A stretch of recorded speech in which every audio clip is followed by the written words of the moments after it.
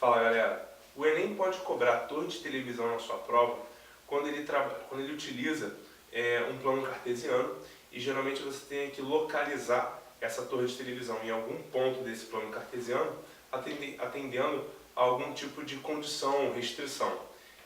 Nesse caso a gente vai trabalhar com pontos notáveis no triângulo e a gente vai entender como você vai identificar esse ponto a partir de alguns conceitos que a gente vai trabalhar aqui.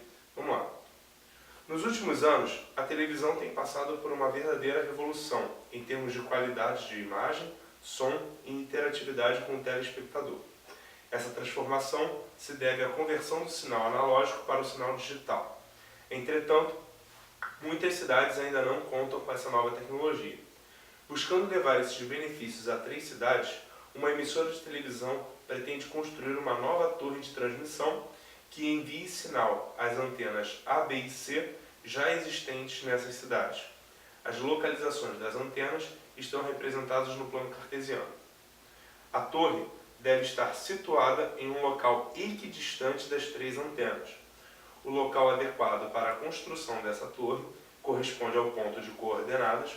Muito bem, a gente tem aqui os pontos A, B e C, que você pode unir esses pontos formando um triângulo. Esse ponto P ele deve estar inserido dentro desse triângulo de forma que a distância desse ponto P aos vértices do triângulo sejam equidistantes, sejam as mesmas, porque ele quer que a torre de TV esteja a uma mesma distância das antenas.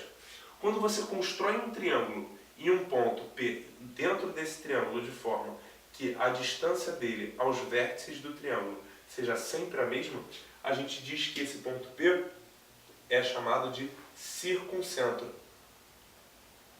Circuncentro, e esse circuncentro tem uma propriedade bastante interessante que o circuncentro é o centro da circunferência circunscrita ao triângulo. Daí o nome circuncentro de circunferência circunscrita. Se o ponto P fosse o incentro, ele seria o centro da circunferência inscrita ao triângulo e ele seria equidistante aos lados do triângulo e não aos vértices. Então, se o ponto P é o circuncentro, ele é o centro da circunferência que vem por fora do seu triângulo.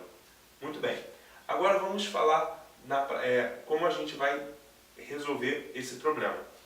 Quando você observa os pontos A e B, você vê que eles estão ao mesmo valor de y. A coordenada y desses pontos é a mesma. O ponto A tem coordenada x 30, enquanto que o ponto B tem coordenada x 70.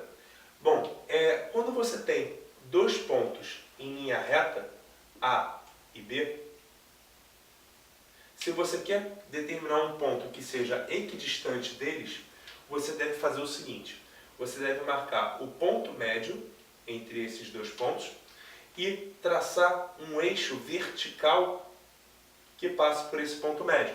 A partir disso, todo e qualquer ponto que você assinalar dentro desse eixo vertical pode dizer que a distância dele aos pontos A e B são sempre equidistantes. Ou seja, a partir disso a gente pode dizer que a coordenada x desse ponto P, vou chamar de xp, será necessariamente a média entre esses dois valores, ou seja, vai estar no ponto médio entre 30 e 70, ou seja, a coordenada x do ponto P será 30 mais 70 sobre 2 igual a 50. Sendo assim, de acordo com essas alternativas, você tem ou a opção D ou a opção E, em que a opção D diz que a coordenada y é 20, enquanto que a opção E diz que a coordenada y é 30.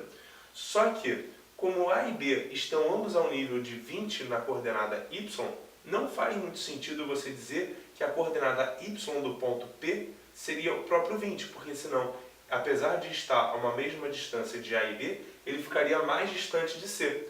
Portanto, a sua alternativa correta é a letra E, que diz que a coordenada y do ponto P é igual a 30, por estar mais próximo do ponto C, ao invés de estar no segmento que une os vértices A e B.